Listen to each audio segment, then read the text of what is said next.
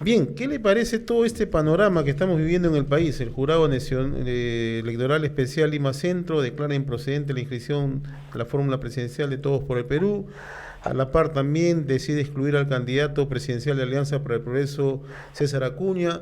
Por un lado sale el candidato de Todos por el Perú y argumenta que hay un fraude en marcha. Desde su visión como estratega, como analista, ¿cómo avisora usted el escenario en los próximos días? Muy mal.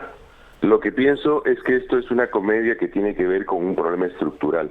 Y el problema estructural es las leyes que rigen que organizan y rigen nuestro sistema político. Lo que está demostrando todo el proceso, es que hay una pésima organización de la formación de la representación y de la formación de la legitimidad de esa representación. Por primera vez, en esta cuarta oportunidad que tenemos una elección democrática, tenemos un proceso muy viciado, muy sucio, que digamos ha generado una alta cuota de incertidumbre, y aquí tenemos responsabilidad todos. Este problema no empieza solamente con las sanciones al señor Guzmán y al señor Acuña. Este problema empieza desde el momento en que se empezó a discutir un conjunto de pequeñísimas reformas al sistema electoral y a la ley de partidos. Y nadie dijo nada en ese momento, ¿no? Los organismos, bueno, yo sí dije. Yo dije primero que la reforma que se proponía era una reforma muy pequeña, que lo que se necesitaba era una reforma política integral, que viera la relación Ejecutivo-Parlamento, que viera la racionalización de las decisiones del Ejecutivo, la elevación de la calidad del Parlamento, la apertura de la Cámara de Senadores, la reforma integral de la ley de partidos y la reforma integral de la ley electoral. Y que en función de los objetivos que nos planteáramos, un conjunto de actores, académicos, investigadores, políticos, para la democracia que queríamos construir en función de esos objetivos, había que diseñar la reforma integral que el país necesita. Lo que estamos viendo ahora es precisamente la ausencia de esa reforma y todos los enredos, digamos, de esta este conjunto de pequeñas historias, este conjunto de enredos. Lo que nos está mostrando paso a paso es la ausencia de una reforma política integral y la construcción adecuada por las razones económicas, en el terreno institucional, en el terreno social. Requeriríamos la formación de una élite política con mucha capacidad para poder sortear los problemas que el Perú se le van a abrir en los próximos meses. Ahora, usted ve un panorama bastante sombrío para lo que resta del proceso, ¿no? Yo veo que mire usted dónde estamos a 40 días, un poco menos de 40 días de la elección, y estamos sin saber cuáles son los candidatos que van a entrar al proceso electoral finalmente, y dos de esos candidatos que más o menos suman el 25% de las preferencias electorales reflejadas en las encuestas, y un cuarto del electorado puede quedarse dentro de unos días, quizás una semana, semana y media, sin su candidato favorito. Dígame usted si eso no es un problema. Y grave. Empiezan a circular rumores de la posibilidad que estas elecciones, incluso ni siquiera, dado que la situación que se está viviendo, ni siquiera lleguen a concretarse. ¿Hay ese riesgo? Mire, yo creo que decir eso, quien lo esté diciendo, no me cabe duda que haya gente que lo esté promoviendo. Y creo que hay intereses en ese sentido. Puedo nombrar ahí desde, digamos, desde quienes no quieren ser llamados a cuentas por sus actos de gobierno, hasta los candidatos que van muy mal en las encuestas, que saben claramente que no cuentan con el apoyo de la ciudadanía y que lo que les interesa es tener un proceso muy deslegitimado para decir, bueno, en esas elecciones efectivamente a mí me fue muy mal, pero el problema era las elecciones. Yo creo que lo que hay que hacer con claridad es acopiar esfuerzos todos para sacar adelante este proceso lo mejor posible, pero con la clara conciencia de que una de las primeras tareas del próximo gobierno, sea cual sea, será formar una comisión que se encargue de proponer una reforma integral del sistema político. Y esa comisión, o la instancia que se cree, no puede ser la del gobierno. Tiene que ser la de un conjunto de actores políticos, intelectuales, académicos, sociales, porque una reforma política, como usted sabe, es un acuerdo sobre cómo disputamos el poder. y cómo lo hacemos de manera pacífica y ordenada. Y eso supone voluntades de todos los que participamos de una u otra manera en ese proceso de formación de la voluntad general. O sea, sería gravísimo, por ejemplo, que se esté dando o que se esté hablando de que no existen condiciones como para llevar adelante este proceso a estas alturas. Bueno, las condiciones son muy difíciles, y en esas condiciones muy difíciles, de alguna manera también tenemos responsabilidad todos. Usted recuerde, los organismos electorales le plantearon al Congreso un pequeñísimo grupo de reformas, casi le diría que 2 reformas. El fortalecimiento de la democracia interna de los partidos y, en segundo lugar, el control de los dineros sucios en la política. 2 cosas muy puntuales. Ambas cosas las negligió el Congreso. Se resistió durante meses a discutir el tema, y cuando lo puso en discusión a la hora nona, tuvieron una discusión maltrecha, en donde jugaron más que los intereses de la formación de un sistema político adecuado, los intereses de mi reelección. Todos querían ser reelegidos, y por tanto encontraron un conjunto de maneras para poder asegurar la persistencia, digamos, de todos los que en ese momento se encontraban o pensaban que se encontraban en posibilidad de ser reelegidos. Cuando el Congreso finalmente llega a un acuerdo bajo presión social y bajo la presión de los organismos electorales, el presidente veta la ley aprobada por el Congreso, y eso prolonga el tiempo. El Congreso vuelve a insistir en la ley electoral, y entonces se la manda al Ejecutivo, ya con insistencia, para que el Ejecutivo la publique. El Ejecutivo se tarda 20 días en publicar una ley que pudo haber publicado en unas horas. 20 días, con lo cual abundó al proceso y a la formación de esta comedia de equivocaciones. Una vez publicada, el presidente del Jurado Nacional de Elecciones le pregunta al Congreso: oye, Congreso, reúnete para decirme si esta ley que has aprobado vale. Lo dice un señor que ha sido de la Corte Suprema de Justicia, que sabe que una ley entra en vigencia desde el día siguiente de su publicación. O sea, él no tenía por qué hacer la pregunta. Pues es que, escúcheme, ni un estudiante de primer año de Derecho tiene que hacer una pregunta. Es más, usted no tiene que saber Derecho, como usted no sabe Derecho y como yo no sé Derecho, para saber que las leyes están en vigencia desde el día siguiente de su publicación en el Diario Oficial. Y para acabar la comedia de equivocaciones, la respuesta que le da el presidente del Legislativo al presidente del Jurado Nacional de Elecciones es: mire, señor, nosotros ya hicimos nuestro trabajo, haga usted el suyo, es su problema. Fue textual, casi textualmente, la respuesta que le dio el señor Iberico al señor Tábara. Bueno, dígame usted si no hemos colaborado todos a esta comedia de equivocaciones que finalmente está resultando en esta situación tan compleja en el proceso electoral. Pero en esta complejidad, doctor Nieto, hablar de fraude, como lo ha referido el candidato Julio Guzmán de Todos por el Perú, ¿se ajusta a la realidad o es un gesto de llamar la atención ante la opinión pública? Mire, yo creo que quien dice fraude tiene que probarlo. Claro. Si no lo prueba, es una irresponsabilidad. Quien dice fraude debe probarlo. Lo que tiene usted frente a sí es un conjunto de razonamientos jurídico-administrativos, algunos del tipo constitucional, otros no, hechos en sentido contradictorio por el jurado. Eso sí es cierto.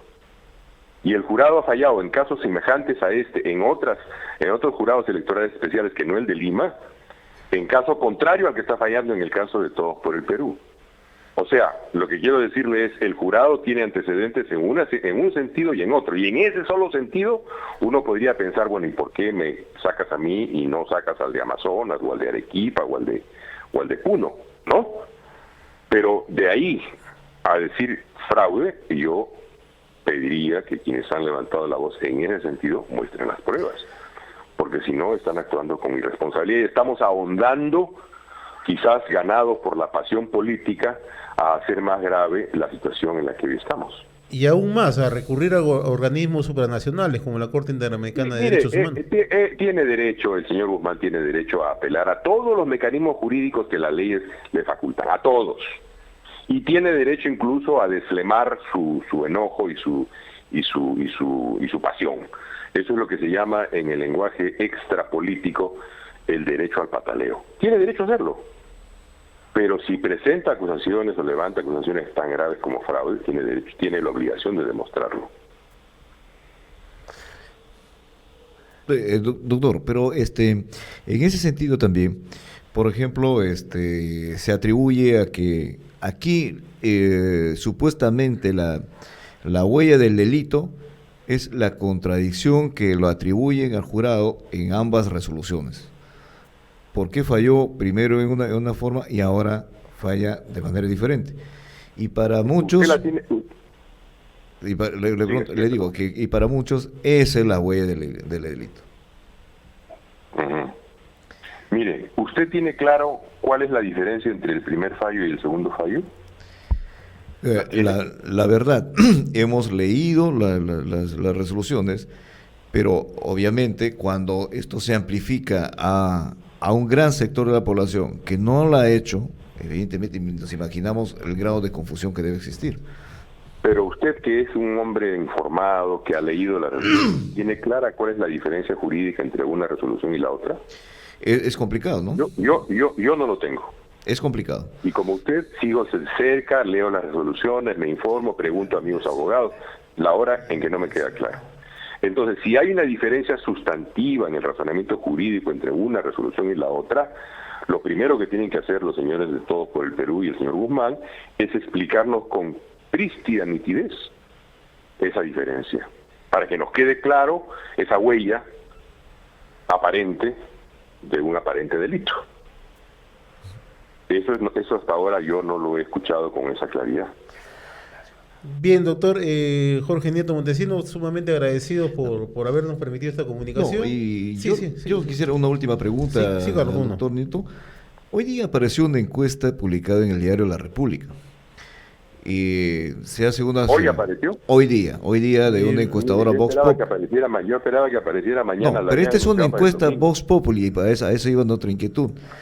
Pero es una encuesta que se ha hecho solamente en Lima y Callao, ¿no?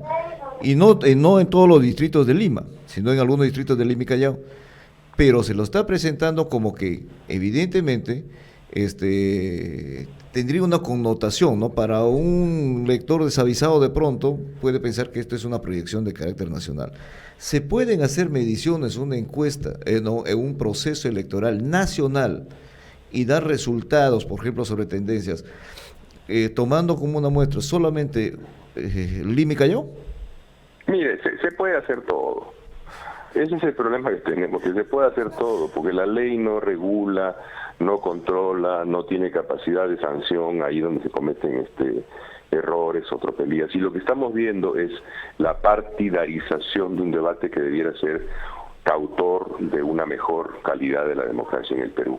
Entonces todos hemos tomado partido. Si yo tomo partido por el señor Guzmán, pues diré, mira, son 25%, cada vez son más los que lo apoyan, entonces el derecho a la participación política. Si yo estoy en contra del señor Guzmán, diré, bueno, mira, el reglamento es imperativo que todos lo cumplan. La verdad verdadera es que ni todos cumplen el reglamento, ¿no? Ni todos los procedimientos se han cumplido plenamente. Entonces, por eso es tan importante tener una autoridad electoral que dé señas claras de imparcialidad y de confianza en sus decisiones a la ciudadanía. Y yo tengo la impresión, creo que no solo yo, creo que muchos más tienen esa impresión, este jurado no ha estado a la altura de sus responsabilidades. No porque esté cometiendo trapacerías, simplemente por el hecho de que no se ha dado cuenta de la naturaleza de los problemas políticos que tiene delante y de las celeridades que se le debieron poner a los procesos y a los procedimientos, sin romper, por supuesto, los requerimientos de ley. La ley dice, usted tiene 8 días para apelar. Bueno, ya pues el apelador puede apelar en un día, no en 8. Usted tiene 15 días para resolver. No resuelve usted en 15, resuelve en 2. Aceleremos procesos. Le hago una pregunta, y a través suyo a sus escuchas. Si este problema se hubiera resuelto en diciembre, cuando el señor Guzmán tenía 1.algo% de opción de voto, ¿estaríamos discutiendo del asunto? Absolutamente, ¿no? No lo estaríamos discutiendo. ¿Por qué? Porque pues a nadie le hubiera importado. Pero no ocurre que el señor Guzmán tiene una votación, un apoyo de la población considerable, es la segunda opción de voto para la población. Y eso genera un problema de legitimidad muy grande. Ese es el problema. Y yo no digo que tenga que resolver el jurado en función de las encuestas, no lo creo. El problema jurídico es tan importante con 1% de votos o con 20% de votos. El problema jurídico, político, constitucional. Pero la dimensión política del problema y las presiones y el contexto, digamos, en el cual se toma esa decisión, son pues álgidos si la votación es del 20%, 25%, no sé cuánta votación tendrá en este momento como opción de voto el señor Guzmán. Entonces, vuelvo otra vez al punto, que nos quede claro a todos los peruanos y a las peruanas que necesitamos una reforma política integral. Siempre nos estamos viendo el tema de los pequeños escandalitos políticos o de corrupción. Entonces vamos sobre las agendas y vamos sobre los narcoindultos y vamos sobre tal. Y nunca construimos los instrumentos jurídicos, políticos, institucionales que nos permitan controlar esos procesos, evitar que ocurran. Entonces, para evitar que dentro de otro proceso electoral vuelvan a haber otros Todos por el Perú y otros señores Guzmanes y otros señores Acuñas, tenemos que construir esa reforma política integral. Esa para mí es la principal lección de este proceso. Ya luego están las banderías políticas, quién quiere que se quede, quién quiere que se vaya. Evidentemente hay un conjunto de candidatos que están muy mal en las encuestas, que se frotan las manos viendo que a lo mejor finalmente se consolida un cadáver y podemos arrancar un pedazo de pierna, una alita, una pechuga, como decía el señor Raúl Vargas en algún otro programa. Eso es verdad, y además es parte del juego político, ¿no? Pero el tema de fondo, vuelvo a insistir, es necesitamos una reforma política integral y eso demanda responsabilidad, seriedad de los actores. Una pregunta adicional, Jorge, si me permites. Te saluda Manuel Bernales. Eso Hola Manuel, qué gusto escucharte. Un placer escucharte y suscribo, me vas a permitir al pie de la letra lo que has dicho y tengo una sola pregunta adicional.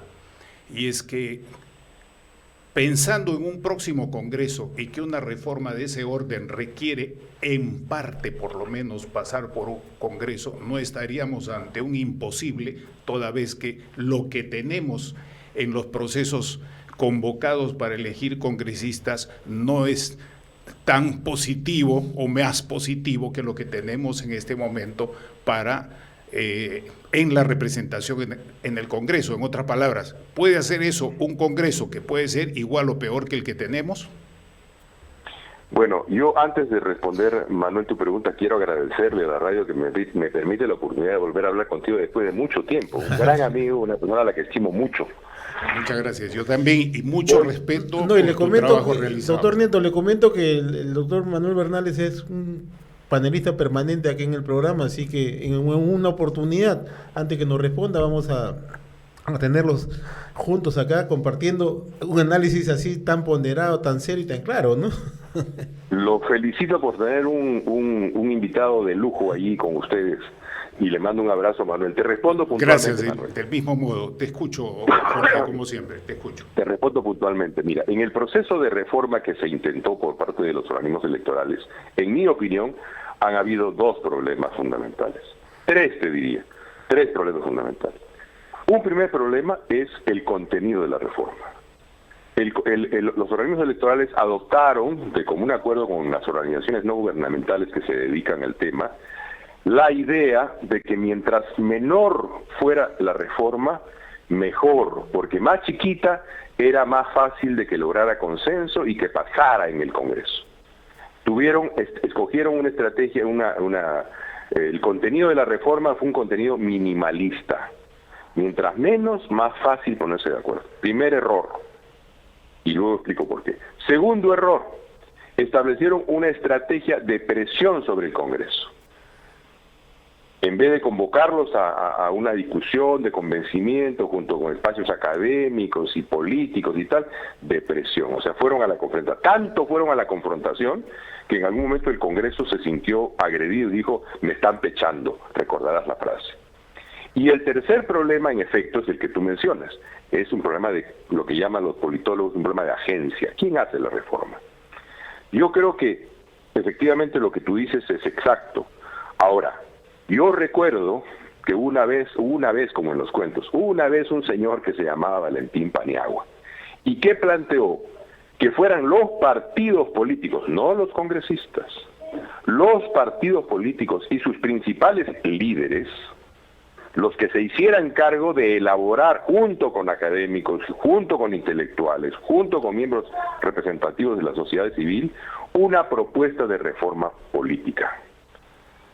No el Congreso, los líderes de los partidos y los partidos. Yo todavía pienso, con todas las diferencias, distancias y cuestionamientos que puedo tener a muchos de los líderes políticos, yo todavía pienso que tenemos líderes, hombres y mujeres que pueden asumir esa responsabilidad. Y recuerdo que allá por el año 2000 y algo, Valentín convocó a esa iniciativa que por supuesto se perdió en la oscuridad de los tiempos y finalmente nadie recordó. Entonces, el tema que tú planteas es fundamental y creo que quienes queremos una reforma tenemos que plantearnos por lo menos dos problemas. ¿Cuál es el contenido de esa reforma? Y cuando digo contenido, estoy pensando, no podemos repetir la idea de una reforma minimalista. ¿En qué estoy pensando, Manuel? Fíjate tú el Ejecutivo, narcoindultos. Gran debate, fueron tantos, no fueron tantos, daños, en fin, credibilidades destruidas, ok. Pero ¿cuál es el tema de fondo desde el punto de vista de la reforma? Nosotros podemos seguir existiendo con un Ejecutivo que no ha racionalizado sus decisiones. Me explico.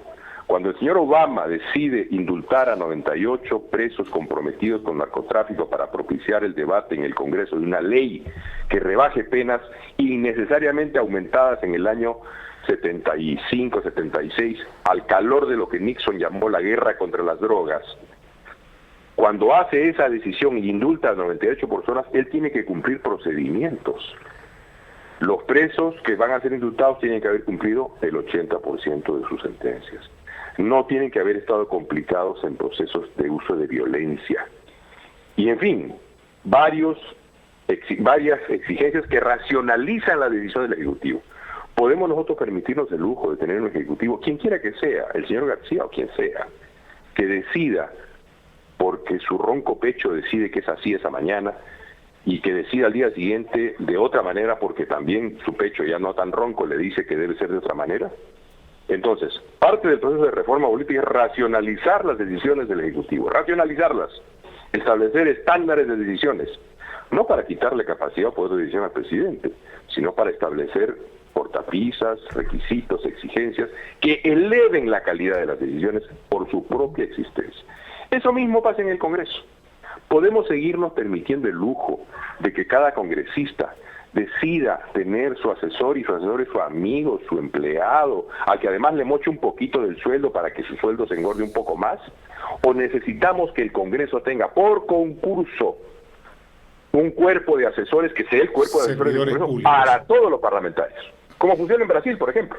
En Brasil tienen en la Cámara de Diputados alrededor de 300 doctorados, especialistas de alto nivel en sus trabajos, de modo que cuando llega el diputado que no conoce, pero quiere hacer Z, le dicen, muy bien, usted quiere hacer Z, muy bien, pero para hacer Z, este es el nivel en el cual tiene que plantear, y puede hacer Z, pero mire, aquí estos son los criterios, las condiciones, el costo que tiene lo que usted quiere decidir, su conexión con otras relaciones, etcétera. Lo que estoy diciendo, puedo extenderme, no quiero hacerlo porque no quiero abusar de la hospitalidad de la radio, pero lo que estoy diciendo es requerimos una reforma política integral. Y parte del proceso es ver cómo logramos esa reforma. Yo creo que hay que evadir el Congreso, lo digo con toda claridad, hay que evadir el Congreso porque en el Congreso están colocados los intereses de la reelección, muy respetables, pero que son nocivos para discutir una reforma política integral. Y hay que colocar esa reforma política integral en el nivel de las direcciones y de los liderazgos nacionales de los partidos. Y convocar allí probablemente a las universidades que tienen ciencias políticas o que tienen derecho constitucional, ¿no? Y a los intelectuales que opinan sobre estos temas y tener, digamos, un cuerpo de consenso, consensuado, que haga un trabajo de un año para decirnos, mire, esto es lo que necesitamos como país. Te planteo temas puntuales. La ley actual ha elevado las exigencias, ha levantado la barrera de ingreso para las opciones políticas. Eso es un grave error. Lo que tenemos que hacer más bien es bajar totalmente la barrera de ingreso, hacer más fácil el ingreso de todos aquellos que quieren entrar al juego político democrático. Menciono un tema al pasar. ¿Cómo es posible que el Jurado Nacional de Elecciones, por contar las firmas, o la OMPE, o no sé quién lo hace, cobre una cantidad de dinero que puede convertirse en exorbitante? Porque si decides, si presentas 1 millón de firmas, más o menos tienes que pagar 1 millón de soles para que te la revisen. ¿Qué cosa cobra ahí? el organismo que revisa las firmas. ¿Qué cosa cobra que no le paguemos ya con sus sueldos desde el presupuesto del Estado? ¿Por qué tiene que hacer más difícil y plutocrática el ingreso de las fuerzas políticas posibles al juego político electoral? Y otra cosa distinta es abarata, pon la valla muy baja para que todos los que quieran participar puedan ingresar, pero eso sí, levanta la valla para que se queden. Si tú no tienes un porcentaje determinado de la votación, si tú no tienes un conjunto de parlamentarios elegidos en un número determinado de circunscripciones electorales, en fin, un conjunto de criterios, ponle la valla alta. Solo se quedan aquellos que tienen un nivel de representación y por tanto su voz es importante porque representa en democracia un segmento de la población importante y entonces tiene que ser escuchada. Cosas como esas, querido Manuel, señores de la radio, no hemos discutido. Así es. Hemos discutido cositas puntuales. Se nos presenta un problema y inventamos soluciones y terminamos haciendo un Frankenstein, que es lo que estamos viviendo hoy día. Veamos más allá del señor Guzmán, veamos más allá del señor Acuña. Lo que tenemos es un Frankenstein que va a seguir generando problemas en el futuro.